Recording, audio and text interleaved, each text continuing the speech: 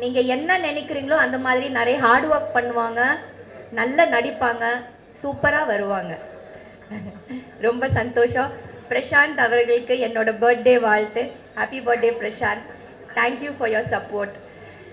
அப்போ படம் பண்ணும்போது நினைக்கவே இல்லை என்னோட பொண்ணு அதுக்கு மறுபடியும் நம்ம இணையும் போது என்னோட டாட்டர் இவங்களோட ப்ரொடக்ஷனில் நடிப்பாங்கன்னு கொஞ்சம் கூட நினைக்கல இல்லையா?